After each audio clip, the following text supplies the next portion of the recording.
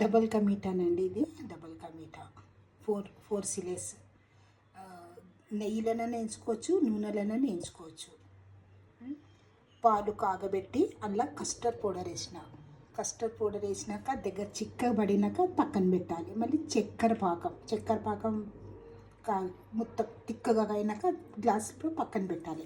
మళ్ళీ కాజు కిస్మిస్ పలుకులు, మళ్ళీ సేమియా, సన్న సేమియా ఉంటుంది కదండి, ఆ సేమియా ఒక బ్రెడ్ వేసిన తర్వాత ఇవన్నీ వేయాలి. కస్టర్డ్ పౌడర్, మిల్క్, సేమియా వేయాలి, మళ్ళీ పలుకులు. ఇదంతా అయిపోతుంది.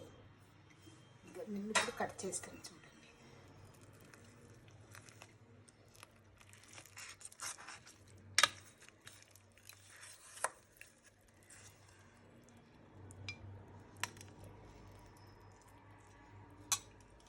బాగుంటుందండి, ఇట్లా చాలా బాగుంటుంది.